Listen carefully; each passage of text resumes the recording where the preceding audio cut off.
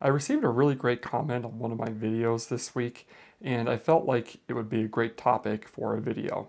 The commenter had said, at the end of your eyepiece video, you told us that it wasn't necessarily important to buy premium or high-end eyepieces, yet all throughout the video, you have premium eyepieces on display. They brought up that the eyepieces that I had on my desk in that video were probably more than the price of some telescopes would be new.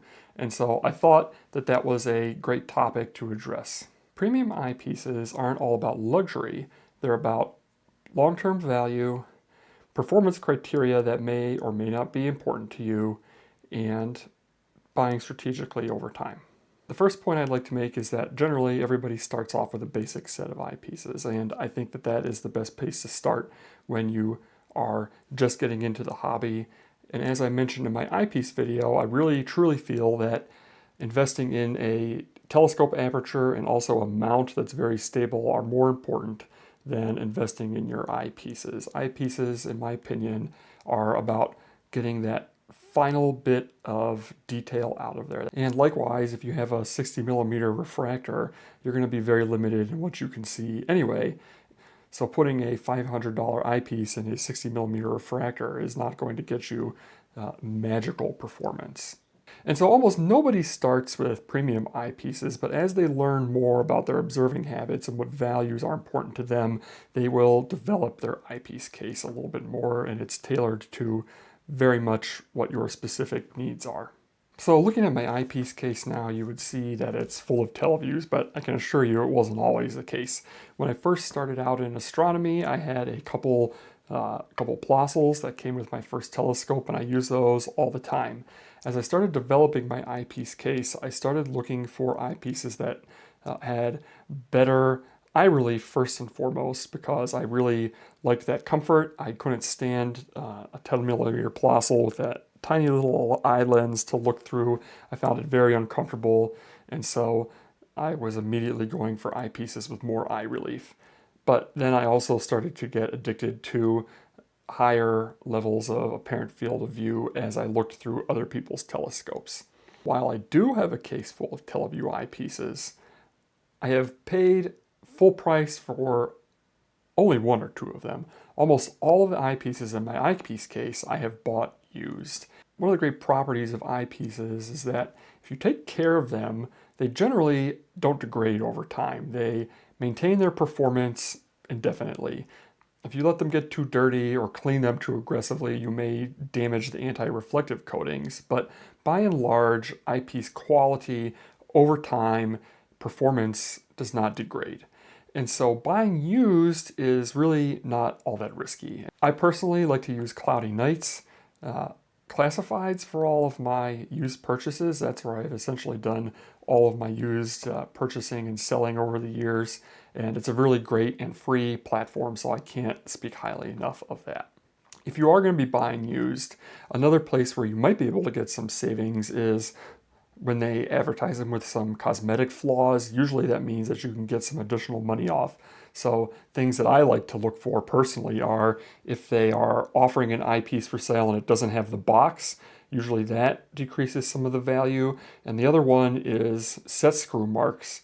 If you're certain that you're going to be into this hobby for the long run, premium equipment tends to hold its value very well, especially if you've bought it used. But over the long period of time, and as prices for things increase like we've all experienced, we'll take my 31mm Nagler, for example, that I bought 13 years ago or so, and I'm almost positive that if I were to go and sell that, I would probably be selling it for more than I paid for it 13 years ago. And I can assure you it functions just as well as the day that I got it. So there's really good deals out there if you are keen and patient. So generally I fall into the buy once, cry once crowd, but I like to modify that saying and buy once, cry once, buy used, cry less, because there are a lot of great opportunities for used equipment in the astronomy market. The first chunk of high-end eyepieces that I got was a set of Type 4 Naglers. A guy was totally selling off all of his equipment in the hobby, and he was not only selling these at a great discount, but he was also giving you a discount if you bought multiple items. And so I basically just bought his entire set and got a double discount on it. There was a mid-range eyepiece line, the Celestron Ultima LX. While they gave you good eye relief and good apparent field of view, they experienced some color fringing. And so, for example, if I was looking at the moon through these eyepieces, along the limb of the moon in some areas, it would get like this lime green, this bright green ring around it. And that kind of performance is really where the difference gets set apart between kind of these mid and low tier eyepieces and the higher end. Galileo and the early astronomers used eyepieces that were much lower quality and much simpler than anything that we have today, and they were capable of seeing some things for the first time that I think most new observers would struggle to pick out with their high-end equipment. Some of the things that getting a higher end or premium eyepiece may get you is fewer aberrations, better correction, especially around the edge, and even more so in fast telescopes. The higher end eyepieces also give you access to wider apparent field of view, which for me, the sweet spot's about 82 degrees. You can get up to, I believe, 110 degrees of apparent field of view.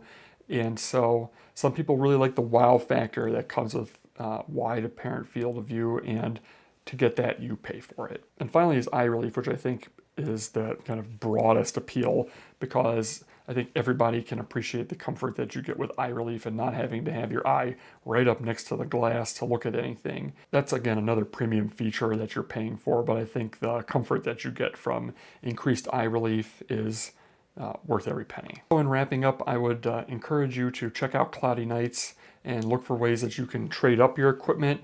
It's relatively easy to buy and sell new equipment out there, and look for some of those good used deals so that you can level up your telescope a little bit. Thanks to our commenter for offering up this topic. It was fun putting together a more conversational type video about a topic that I really like to talk about. And this is Trevor from Night Sky Voyager signing off.